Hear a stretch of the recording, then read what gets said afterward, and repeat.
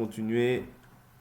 Donc on prend nos Bibles, on va continuer le partage que nous avons débuté sur les lettres aux 7 églises. Lettres aux 7 églises. Donc c'est la 4e partie aujourd'hui. Lettres aux 7 églises. Apocalypse chapitre 2. Apocalypse chapitre 2. Aujourd'hui, nous allons commencer. Hier, nous avions essayé d'étudier un peu la doctrine des Nicolaïtes. Donc, nous avons vu la doctrine des Nicolaïtes. C'est des doctrines qui sont liées à la débauche, à la luxure et à tout ce, en fait, qui est contraire à la saine doctrine. Ok? Donc, ce sont des doctrines où les gens, en fait, où les gens se livraient à des pratiques de débauche. Vous voyez? Où, en même temps, les gens pratiquaient la parole, mais ils avaient aussi des doctrines, par exemple, les gens qui parlent de la grâce, de l'hypergrâce, ok? Les gens qui parlent de l'hypergrâce, c'est-à-dire que tu peux pécher, mais tu viens, tu demandes pardon à Dieu. Tu peux pécher, mais tu viens, tu demandes, c'est-à-dire tu peux te livrer à la débauche, à des passions, mais tu viens, tu demandes pardon à Dieu. Ça, c'est les doctrines des Nicolaïtes, vous voyez? Donc un enfant de Dieu ne pêche pas, ok? Un enfant de Dieu, lorsqu'il manifeste une œuvre dans la chair, c'est accident, c'est un accident. C'est comme si tu te cognes aujourd'hui. Quand tu te cognes, est-ce que tu vas rester par terre? Non. Tu as mal sur le cou, tu te relèves. Vous voyez? Parce que moi, je ne suis pas un pécheur. D'accord? Parce qu'un enfant de Dieu ne pêche pas. Mais si nous avons péché, nous avons un avocat auprès du Père. Donc, quand j'ai manifesté une œuvre dans la chair, Seigneur, pardon, et j'avance. Vous comprenez? Je ne veux pas demeurer encore là, oh, j'ai péché. Non, je ne suis pas un pécheur. Vous voyez? Mais je peux manifester une œuvre dans la chair. C'est différent. Le païen, lui, pêche jour et nuit.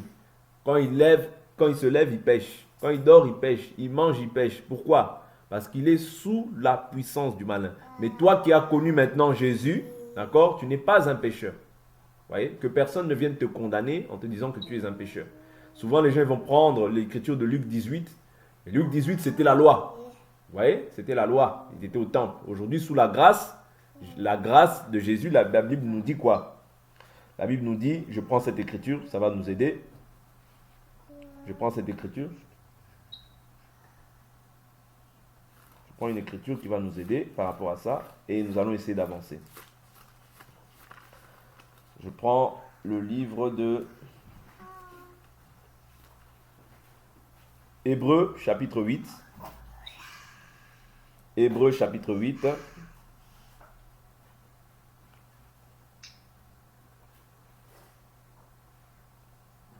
Hébreux chapitre 8, je prends le verset... Bon, je vais prendre un peu plus haut. Je prends le verset 9. Non, verset 8. C'est bien en effet sous la forme d'un reproche que Dieu dit, « Voici que les jours viennent, dit le Seigneur, où je conclurai une alliance nouvelle avec la maison d'Israël et la maison de Juda. Ce ne sera pas comme l'alliance que j'ai traitée avec leur père, le jour où je les ai pris par la main pour les faire sortir du pays d'Égypte, puisqu'eux-mêmes n'ont pas persévéré dans mon alliance. Moi aussi je ne me suis pas soucié d'eux, dit le Seigneur. Or voici l'alliance que j'établirai avec la maison d'Israël. Après ces jours-là, dit le Seigneur, je mettrai mes lois dans leur intelligence. Je les inscrirai dans leur cœur. Ouais. Je serai leur Dieu et ils seront mon peuple. Personne n'enseignera plus son concitoyen, ni personne son frère en disant, connais le Seigneur, en effet, tous me connaîtront. Depuis le plus petit jusqu'au plus grand d'entre eux. Car je leur ferai grâce de leur injustice et je ne me souviendrai plus de leurs péchés. Et je ne me souviendrai plus de leurs péchés. Donc dans l'alliance dans laquelle nous sommes, Dieu ne se souvient pas de tes péchés. Pourquoi? À cause de Jésus. Voilà pourquoi je dis que tu n'es pas un pécheur. Ok? Mais lorsque tu manifestes une œuvre dans la chair, vous voyez, tu te repens. Mais cela ne fait pas... C'est ça l'œuvre de la justification. L'œuvre de la justification fait que Dieu ne voit plus tes péchés à cause du Fils qui est en toi. Ok? Bon, maintenant si tu te crois encore pécheur, libre à toi. Mais... c'est comme si on t'a délivré de quelque chose et toi tu veux repartir dans cette chose. Tu n'es pas un pécheur. Ouais. Toi tu as été justifié par la grâce. N'oubliez pas ces choses. Okay? Mais la Bible nous dit, ne faites pas de cette liberté un prétexte de vivre sous le libertinage. C'était ça la doctrine des Nicolaïtes. C'est-à-dire qu'ils font de cette liberté un prétexte de vivre dans le libertinage. Or, la Bible nous dit dans le livre de Romains chapitre 6, que dirions-nous? Pécherions-nous afin que la grâce abonde? Certes, non. Si nous sommes morts au péché, comment vivrions-nous encore dans le péché? Vous voyez? Or, la doctrine des Nicolaïtes consistait à ce que les gens puissent vivre dans toutes sortes de luxures et de débauches qui sont contraires à la sainte doctrine. La liberté que Christ nous accorde n'est pas une liberté pour pouvoir vivre dans le péché. Ok? Donc c'est ça que je voulais clarifier par rapport à ce que nous avions partagé hier par la grâce du Seigneur. Apocalypse chapitre 2, je prends le verset 8. Écrit à l'ange de l'église de Smyrne. Voici ce que dit le premier et le dernier, celui qui était mort et qui est revenu à la vie. Je connais ta tribulation et ta pauvreté, et pourtant tu es riche. Et les calomnies de ceux qui se disent juifs et ne le sont pas, mais qui sont une synagogue de Satan. Comprenez? De ceux qui se disent juifs et qui ne le sont pas. Dernièrement, on avait étudié que le juif, ce n'est pas celui qui en a les apparences, non. Mais le juif, c'est celui qui l'est selon l'esprit. Qu'est-ce qu'une synagogue de Satan? Ou bien qu'est-ce qu'une doctrine de démon? C'est toute doctrine qui ne s'appuie pas sur les fondements des apôtres et des prophètes. Quand on parle de synagogue, ce n'est pas l'église en soi la synagogue, ok? Mais la synagogue, c'était le lieu où se réunissaient les juifs, ok? Les juifs. Mais néanmoins, au temps des apôtres, les apôtres allaient dans les synagogues, allaient dans les temples pour pouvoir enseigner en fait la doctrine de Dieu, la doctrine de Christ, afin que les gens qui étaient encore sous la loi puissent sortir en fait des traditions judaïques afin d'embrasser la foi en Christ Jésus.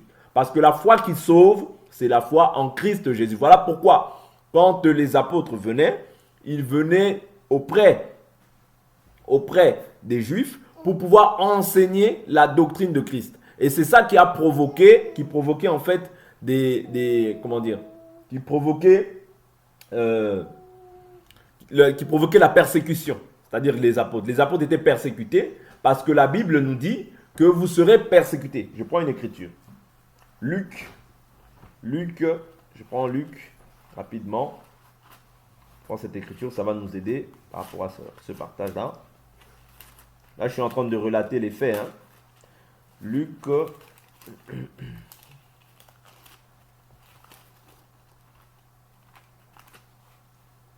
L'heure vient même où celui qui pensera tuer aura un culte à Dieu.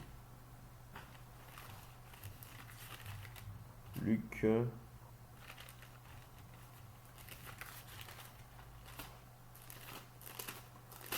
cherche l'écriture rapidement.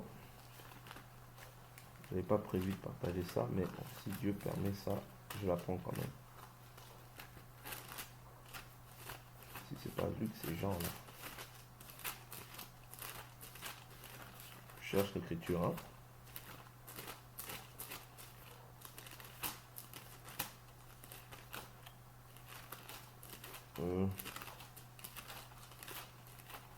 Ça doit être Jean alors. C'est pas Luc, c'est Jean.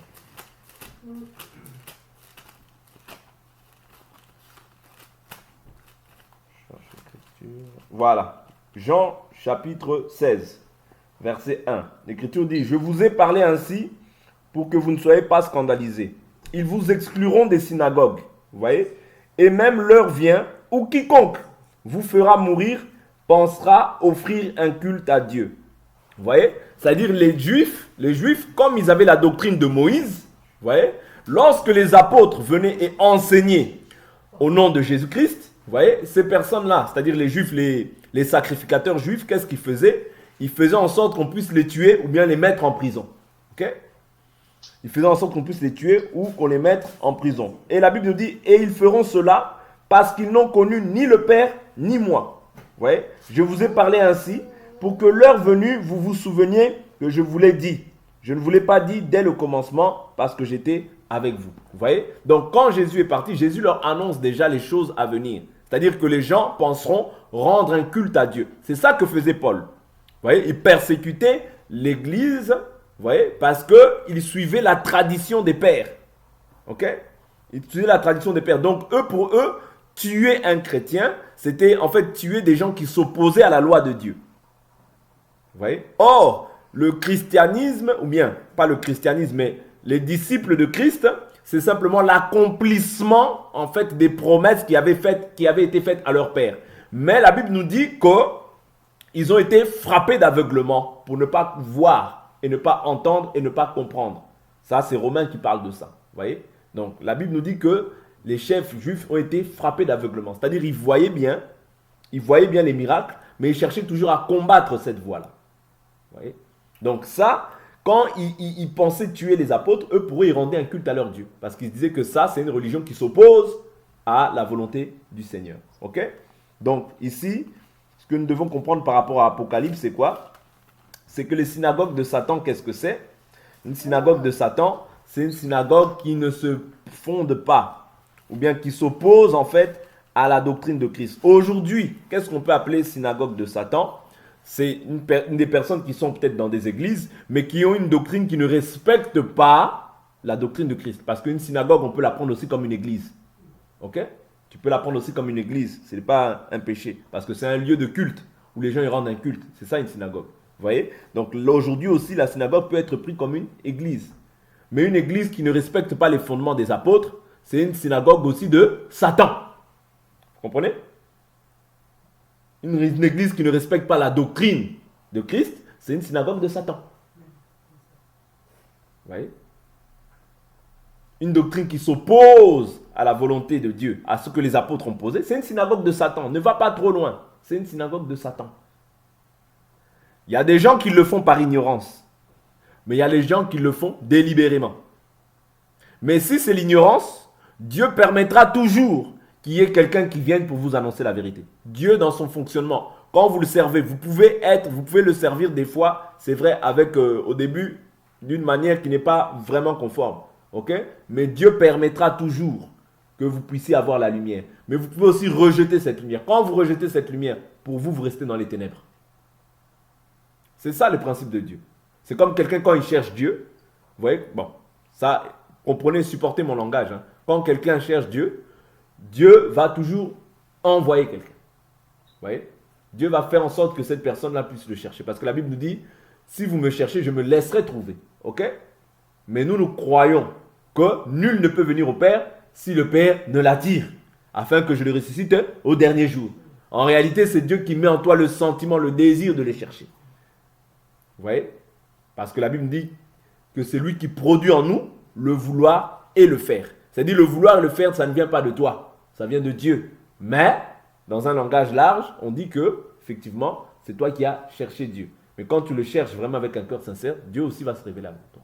De la même manière aussi, quand les gens sont aussi dans l'erreur, Dieu va forcément envoyer quelqu'un pour qu'ils puissent recadrer leur manière de faire. Vous voyez?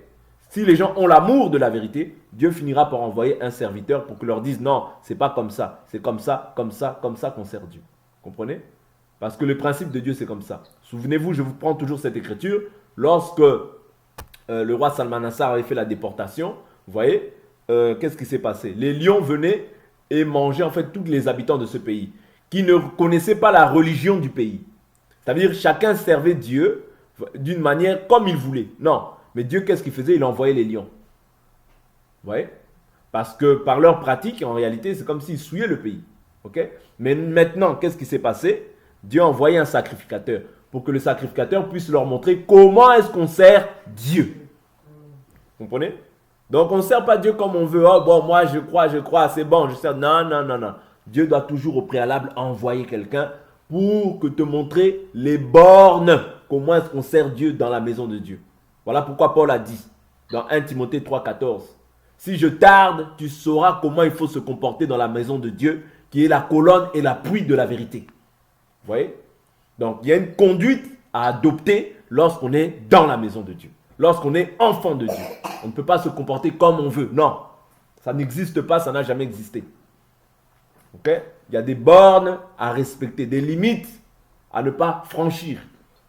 Parce que maintenant, tu ne t'appartiens plus, tu appartiens à Dieu. Tu es la propriété de Dieu. Quand tu as cru en Jésus, tu déclares par là que je suis la propriété de Dieu. C'est Dieu maintenant qui gouverne sur ma vie. Ce n'est plus toi qui vis, mais c'est Christ qui vit en toi. Voilà pourquoi tes choix, tes décisions, les actions que tu fais, tu dois les faire par rapport à la parole. Pas par rapport à tes raisonnements. Non. Je continue. Apocalypse chapitre 2. Il dit, je connais ta tribulation, ta pauvreté. Pourtant, tu es riche. Ok? Donc, tu peux être pauvre physiquement. Ok? Ce n'est pas un péché. Tu peux être pauvre physiquement, mais tu peux avoir la richesse. La richesse dont nous parlons ici, ce n'est pas la richesse forcément matérielle, mais c'est la richesse, par exemple, de la parole. La parole, c'est toute une richesse. Ouais, l'enseignement, c'est toute une richesse. Christ en nous, c'est aussi une richesse. Ok? Donc, toutes ces choses-là, ce sont des richesses que nous avons héritées du ciel. Ok? Parce que c'est en lui que se cachent tous les trésors. Ouais? C'est en lui que résident tous les trésors. Ok? Donc, devons comprendre ces choses-là. Pourtant, tu es riche. Et les calomnies de ceux qui se disent juifs et ne le sont pas. Donc nous avons vu que même dans Romains chapitre 2 nous dira que le juif, ce n'est pas celui qui en a les apparences, mais le juif, c'est celui qui l'est intérieurement. Cette circoncision ne vient pas des hommes, mais elle vient de Dieu. Donc aujourd'hui, personne ne peut te dire, oh oui, pour accéder au salut, il faut être circoncis comme dans la loi de Moïse. Non, c'est faux. Vous voyez? Les gens qui font ces choses-là, ce sont des synagogues de Satan. Vous voyez?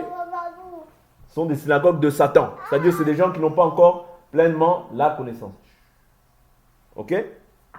Donc, ici, il dit, ne crains pas ce que tu vas souffrir. Voici que le diable va jeter quelques-uns d'entre vous en prison. Vous voyez? Mais il dit, afin que vous soyez éprouvés. C'est-à-dire toutes les épreuves que nous traversons, vous voyez, nous croyons que même si c'est Dieu qui permet l'épreuve, mais nous croyons que celui qui agit dans cette épreuve-là, c'est le diable. C'est-à-dire Dieu permet au diable de pouvoir faire le mauvais travail. Vous voyez? Parce que, regardez Job. Job a été atteint d'une maladie. Dieu a permis. Vous voyez? Mais il a dit ne touche pas à son âme. Okay? Donc dans la doctrine que nous confessons, nous croyons que la Bible nous dit qui est celui qui dit et cela fut. C'est de l'Éternel que viennent les maux et les biens. Ici les maux, ce n'est pas mots M-O-T. Non. T-S. Non. Ici c'est les maux, les soucis, les difficultés. M-A-U-X. Vous voyez? Donc les maux, les difficultés que nous traversons viennent de l'Éternel. Et c'est l'Éternel aussi qui nous délivre. Parce qu'il est celui qui crée la blessure, il est aussi celui qui pense la blessure. Ok? Donc, mais maintenant, celui qui agit, c'est le diable. Vous voyez? Dans les tribulations, dans les difficultés, c'est le diable. Vous voyez? Donc, c'est un peu ça. Donc, il dit, va jeter quelques-uns d'entre vous en prison afin que vous soyez éprouvés, que vous ayez une tribulation de 10 jours. Sois fidèle jusqu'à la mort, je te donnerai la couronne de vie. Vous voyez? Donc, ici, nous devons comprendre que les tribulations que nous traversons, même nous étant des enfants de Dieu, c'est le diable qui le fait, ok? Le diable peut te jeter en prison. Tu peux aller en prison pour le nom de Jésus. Mais Dieu, il y aura toujours un enseignement à tirer, une instruction à avoir par rapport à la situation que tu as vécue. Regardez, par exemple, lorsqu'on voit le cas de Job, vous voyez, bien que Job ait été malade, vous voyez, mais il y avait une instruction à en tirer. C'est-à-dire la deuxième partie de sa vie n'a pas été comme la première. La deuxième partie de sa vie, Dieu l'a béni x10. Vous comprenez? C'est-à-dire que la difficulté peut arriver dans la vie d'un enfant de Dieu, mais la difficulté ne veut pas dire que Dieu t'a abandonné. Vous voyez? Les gens peuvent même t'accuser, te pointer du doigt, mais cela ne veut pas dire que Dieu t'a abandonné. Vous comprenez? Parce qu'il a dit lui-même, je ne t'abandonnerai pas, je ne te délaisserai pas. C'est-à-dire dans la difficulté, toi ne commence pas à élever toujours les difficultés, mais commence à élever Jésus. Même si tu es éprouvé, même si tu traverses des moments difficiles, la Bible nous dit il n'y a aucune condamnation pour ceux qui sont en Jésus-Christ, qui marchent selon l'esprit et non selon la chair. Si ta conscience ne te reproche rien, tu es en paix avec Dieu. Vous voyez? Si tu sais, tu t'examines et tu sais que tu n'as pas fait le mal, sois en paix, avance. Ne te laisse pas condamner par tout le monde. Non, ce n'est pas ça la vie de Christ. La vie de Christ, c'est la liberté de l'esprit. Ouais, personne ne peut te condamner. Personne. Parce que Jésus t'a justifié. Vous voyez? Quand Jésus te justifie, la Bible nous dit, si Dieu est pour nous, qui sera contre nous? Ouais. Qui accusera les élus de Dieu? Dieu est celui qui les justifie. Donc personne ne peut aujourd'hui te condamner. Non. Vous voyez? Parce que toi, Jésus a porté ta condamnation. Toi qui étais Barabbas, toi qui méritais la mort, toi qui étais un meurtrier, toi qui étais un adultère, toi qui étais un débauché, comme Barabbas, Jésus t'a gracié. Ça veut dire que toi tu étais libre, vous voyez, mais lui il a porté ton péché sur toi. C'est nous qui étions l'image de Barabbas. C'est le monde qui était l'image de Barabbas. Vous voyez, parce que c'est le monde tout entier était sous la puissance comment dire? Non, pas sous la puissance du péché, bien sûr, mais sous la loi du péché et de la mort. Le monde entier, vous voyez? Mais toi et moi qui étions Barabbas, nous avons trouvé grâce et le péché est tombé sur lui. Dieu l'a fait pécher pour que toi tu sois justifié. Voilà pourquoi on ne peut plus te condamner. L'accusateur de nos frères, c'est le diable. On ne peut pas accuser quelqu'un, non. Même quand quelqu'un accuse un autre, non. Nous devons avoir compassion et miséricorde, les uns envers les autres. La Bible nous dit, faites-vous réciproquement grâce. C'est ça que nous devons voir au milieu des enfants de Dieu. Ce n'est pas l'accusation, croire que l'autre est meilleur que l'autre. Ce n'est pas ça. Ça, on n'a rien compris quand on agit comme ça. Vous comprenez? Nous devons nous faire réciproquement grâce. Colossiens 3, c'est ça que nous dit la Bible. Faites-vous réciproquement grâce. Que l'amour de Dieu habite en vous dans toute sa richesse. Mais personne ne peut te condamner. Parce que Dieu a pris ton péché. Ok? Donc la Bible nous dit, sois fidèle jusqu'à la mort et je te donnerai la couronne de vie. Ça veut dire que la fidélité que tu vas manifester par rapport à la foi que tu confesses, par rapport aux épreuves que tu traverses, ce n'est pas en vain. Vous voyez? Parce qu'il y a une récompense qui est liée aux difficultés que nous traversons. Il y a une récompense. C'est-à-dire que quand un chrétien souffre, il ne souffre pas en vain. Vous voyez? Mais la Bible nous dit, quel plaisir il y a à souffrir si nous avons péché. Il n'y a aucun plaisir. Ou il n'y a aucun bonheur. Il n'y a aucune récompense. Mais si tu souffres selon la justice, si tu souffres selon Dieu, tu es dans la joie. Tu es heureux. Ça veut dire que l'Esprit de Dieu, l'Esprit de Christ repose sur toi. Vous comprenez? Donc c'est important de souffrir selon la justice et de s'examiner toujours afin de voir si même les difficultés que je traverse, si tu sais que tu n'as pas péché, glorifie Dieu, c'est Dieu qui te fait passer par une épreuve. Et cette épreuve-là, comme lui, c'est lui qui l'a créée, c'est lui aussi qui t'en délivrera. Et tout ce que tu souffres, sache que tu souffres avec l'espérance. Un chrétien ne souffre pas en vain, il souffre avec l'espérance. Quand tu as l'espérance, c'est différent de quelqu'un qui n'a pas l'espérance. Un homme de cette terre peut souffrir sans cause. Lui, il souffre comme ça inutilement. Mais toi, tu souffres avec l'espérance du salut. C'est différent. Vous n'êtes pas pareil. D'ailleurs, tu n'as pas la même espérance que tout le monde. Toi, tu as l'espérance du ciel. Vous comprenez? Toutes les choses que tu fais, c'est en rapport avec le ciel. Voilà pourquoi même si je souffre, je ne peux pas glorifier la souffrance. Je glorifie Dieu. Je glorifie Dieu qui a permis que cette souffrance vienne et qui permettra aussi que cette souffrance partira. Je souffre, Seigneur, merci pour la souffrance, merci pour l'épreuve que je traverse, que ton nom soit glorifié parce que tu as permis que cette souffrance vienne. Je sais que comme tu as permis qu'elle vienne, de la même manière aussi cette souffrance s'en ira. De la même manière qu'elle est venue, elle s'en ira. Mais je te glorifie parce que tout concourt au bien de ceux qui aiment Dieu. C'est tout. Ah, mais quand tu commences tu commences à élever la souffrance, tu n'as pas compris. Parce que derrière chaque expérience qu'on traverse, il y a un enseignement à retenir. Chaque expérience qu'on traverse, chaque difficulté que nous pouvons avoir, il y a toujours un enseignement que Dieu veut te donner par rapport à ça. Toujours. Vous voyez? Voilà pourquoi même dans l'épreuve, même si tu es en prison, même si tu traverses des moments difficiles, glorifie toujours Dieu. Parce que Dieu fait chaque chose pour un but. Les voies de Dieu sont impénétrables. Des fois, tu peux voir mais je ne comprends pas comment je vais à gauche, à droite, à gauche, à droite. Mais Dieu lui sait. Parce que lui sait. C'est-à-dire, la Bible nous dit, je connais. Toi-même, tu ne connais pas. Je connais les projets que j'ai formés pour vos vies. Projets de paix et non de malheur. De bénédiction et non de malheur. Toi-même, tu ne connais pas. Mais Dieu lui connaît. Vous comprenez? Voilà pourquoi en toutes circonstances, glorifie Dieu. Dans le mal, dans le bien, glorifie ton Créateur. Toi, la seule chose qui te reste, c'est adorer Dieu. À lui dire merci. À lui dire tu es grand. À lui dire tu es bon. À lui dire tu es merveilleux. Même si je souffre, même si j'ai perdu toute ma famille, même si quoi qu'il m'arrive. Job, lorsqu'il a perdu ses 10 enfants, qu'est-ce qu'il a dit? L'Éternel a donné, l'Éternel a repris. Que son nom soit béni. Mais aujourd'hui, tu verras un chrétien. Oh, il arrive une difficulté. Ah, Seigneur, tu m'as abandonné. Seigneur, tu m'as abandonné. Seigneur, mais non, non. Un chrétien souffre avec l'espérance. Quand tu souffres avec l'espérance, tu es différent de tout le monde. Les gens, quand ils sont abattus, quand Israël était abattu, Josué et Caleb, ils sont venus et ils ont dit, nous les vaincrons. Vous voyez, quand tu as l'espérance, tu es différent de tout le monde. Tu n'agis pas comme tout le monde. La difficulté vient, tout le monde est abattu, tu dis, relevez-vous, ça va aller. Vous voyez, c'est ça notre Dieu. Parce que Dieu a différentes portes par lesquelles il peut se manifester, a différentes manières par lesquelles il peut opérer pour ta délivrance. Voilà pourquoi, en toute chose, rends-lui gloire. La difficulté vient, rends-lui gloire. Commence pas à regarder tes problèmes. Commence pas à regarder. Parce que quand tu regardes le problème va t'envelopper. Comprenez?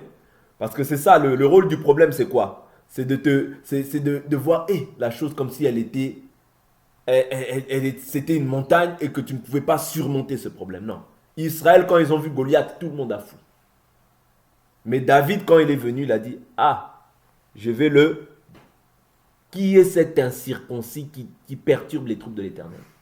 C'est-à-dire, lui, il a déjà déshabillé. Vous comprenez? Voilà le problème. Quand le problème se présente, peu importe le problème, déshabille le problème. Parce que comment il a vu son incirconcision? C'est-à-dire, il a déjà déshabillé le problème. Mais quand tu élèves le problème, tu lui donnes du pouvoir. C'est comme quelqu'un qui est malade. Moi, ma maladie. Tu as déjà fait cette maladie, c'est ta maladie. Même si elle est là, tu dis non, je sais qu'il y a ça. Mais moi, je crois que je suis un enfant de Dieu. La Bible nous dit, je désire que tu prospères à tous égards et que tu sois en bonne santé, comme prospère l'état de ton âme. C'est ça que tu dois confesser. Comprenez? La souffrance, les difficultés ne peuvent pas nous séparer de l'amour de Dieu. L'amour de Dieu, c'est de demeurer dans ses commandements, de demeurer dans sa parole. Et quand tu demeures dans sa parole, l'amour est parfait en toi. Vous comprenez? Peu importe les difficultés que nous allons avoir, si c'est la prison, glorifie Dieu. Si même tu perds un être cher, glorifie Dieu. Est-ce que vous comprenez? Glorifie Dieu. Ne te dis pas pourquoi. Non, Dieu sait toutes choses. Dieu sait toutes choses. Et nous, des fois, on veut savoir comme, Seigneur, pourquoi tu as fait ça? Non, Dieu sait pourquoi il fait chaque chose. Donc, la Bible nous dit que celui qui a des oreilles, écoute ce que l'Esprit dit aux églises. Le vainqueur, comprenez? Le vainqueur. Donc ici, on parle de quelqu'un qui doit vaincre. Vous voyez? Jésus, de la même manière qu'il a vaincu le monde, il a dit, vous aurez des tribulations dans le monde. Mais prenez courage, moi j'ai vaincu le monde. Donc Jésus, la foi que nous confessons n'est pas une foi sans problème. Non, tu auras des problèmes. Moi je vous dis, tu auras des problèmes. Tu as accepté Jésus, tu as accepté les problèmes dans ta vie. Tu as accepté les difficultés. Ah oui, la foi qui dit que oh non, on n'aura pas de problèmes, ça c'est pas la foi. C'est faux. Je ne crois pas en cette foi-là. La foi, c'est dire que c'est-à-dire quand tu as accepté Jésus, tu as cherché les problèmes avec le diable, le prince de ce monde. Mais nous croyons que même si les problèmes viennent, nous sommes déjà vainqueurs. Parce que nous ne combattons pas pour la victoire, mais dans la victoire. C'est-à-dire que tu combats un combat qui a déjà été vaincu à la croix. Toi, tu dois simplement adorer, glorifier Dieu, lui rendre grâce. Comprenez? Et jamais te lasser. Continue à l'adorer. Continue à le glorifier. Même si ça ne va pas, continue à l'adorer. Continue à lui dire, Seigneur, tu es bon. Tu n'as pas vu la chose, mais commence déjà à appeler la chose comme si elle existait. Parce que la foi appelle à l'existence ce qui n'existe pas. Tu traverses un problème, confesse déjà la victoire. Confesse déjà la chose comme si tu n'as pas vu la chose, mais confesse déjà la chose. Seigneur, merci. Merci parce que tu m'as délivré. Merci parce que tu m'as déjà donné ça. Merci parce que tu m'as déjà donné ce que je t'avais demandé. Merci Seigneur. Merci. Commence déjà à rendre grâce parce que la Bible nous dit quoi? Tout ce que vous demanderez avec foi par la prière, croyez que vous l'avez reçu et vous le verrez s'accomplir. Ça veut dire que quand j'ai demandé, ce n'est pas la peine de demander. Non, crois que tu l'as déjà reçu. Dis déjà merci à Dieu. Merci. Seigneur, rends-lui gloire. Et tu verras la chose s'accomplir. Est-ce que vous comprenez? Rends-lui déjà gloire. Tu as demandé un enfant. Ok. Maintenant, dis seulement merci Seigneur pour l'enfant. Seigneur, merci pour l'enfant. Je ne l'ai pas encore vu, mais je crois déjà que tu m'as exaucé. Merci pour l'enfant. Je n'ai pas encore le travail, mais Seigneur, merci parce que je t'avais demandé le travail. Merci parce que tu m'as exaucé. Merci Seigneur pour mon entreprise. Merci Seigneur, je n'ai pas encore vu ces choses-là, mais je sais que quand j'ai demandé, tu m'as exaucé. Mais Dieu, la Bible nous dit que Dieu n'exauce pas la volonté d'un homme, mais il exauce sa propre volonté. Et la Bible nous dit, même si la promesse tarde, attends-la, elle s'accomplira certainement. C'est-à-dire ce que tu as demandé, Dieu étudie. Est-ce que mon fils est prêt pour l'avoir? Est-ce que mon fils là, me demande ça? Est-ce que tu es prêt pour l'avoir? Comprenez? C'est-à-dire Dieu ne fait pas les choses pour te faire plaisir à toi. C'est-à-dire qu'en son temps, il te donnera. C'est en son temps, ce n'est pas en ton temps. Si ça dépendait du temps de l'homme, l'homme il demande, il fait non, l'homme il demandera tout ce qu'il voudra. Vous voyez? Mais ça dépend du temps de Dieu. Si Dieu trouve que ça, c'est pas bon pour toi, en son temps, mais toi maintenant, pendant ce temps-là, rends-lui gloire. Dis-lui merci. Merci Seigneur, tu m'as donné cette chose. Merci Seigneur, parce que tu m'as donné ça. Merci Seigneur. Commence à lui rendre gloire. C'est très important. Parce que sinon, tu vas éprouver de la frustration. Tu vas demander, tu ne vas pas voir. Rends-lui gloire. En son temps, il t'exaucera. Ok? Le vainqueur ne sera point touché par la seconde mort. Nous qui avons cru, vous devez savoir que la seconde mort n'est pas notre partage. Ok? La seconde mort n'est pas notre partage. Qu'est-ce que c'est que la seconde mort? Nous, c'est-à-dire nous mourrons quant à la chair, mais nous allons revenir à la vie. Ok? Mais la seconde mort, c'est l'étang de feu. C'est-à-dire ceux qui n'auront pas cru en Jésus, c'est eux qui seront séparés éternellement d'avec Dieu. Comprenez? Et la seconde mort n'a pas d'impact sur ta vie à toi, enfant de Dieu. Voilà pourquoi c'est ça ta réjouissance. C'est que toi, tu ne verras pas la mort. Parce que la mort ne t'est pas réservée. Toi, tu es destiné à voir la vie. Vous voyez? La vie, c'est pour toi, c'est ton partage. Pourquoi? Parce que de ton vivant, tu as accepté, tu t'es réconcilié avec Dieu par son Fils Jésus-Christ. Voilà pourquoi la seconde mort n'a pas d'impact sur ta vie. Et c'est ça notre joie. Voilà pourquoi la Bible nous dit, si vous êtes ressuscité avec le Christ, affectionnez-vous aux choses d'en haut. Parce que maintenant, toi, tu es plus terrestre. En réalité, tu es céleste. Ta vie à toi est cachée dans les lieux célestes en Christ. Vous voyez? Vous voyez? Donc, toi, tu es céleste. Donc, tu dois comprendre une chose que c'est au vainqueur. Pour ne pas être vaincu, il y a des règles. La Bible nous dit l'athlète n'est pas couronné s'il n'a pas combattu selon les règles. C'est-à-dire il y a des règles de doctrine que Dieu a posées pour que nous puissions, pour notre salut à nous. C'est-à-dire je ne marche pas comme je veux, non. Non pas ma volonté, mais ta volonté. Vous comprenez? La volonté de Dieu doit s'accomplir maintenant dans ta vie. Pas ta volonté, non, mais la volonté de Dieu. Tout simplement. Amen. Donc nous allons nous arrêter là un peu pour aujourd'hui.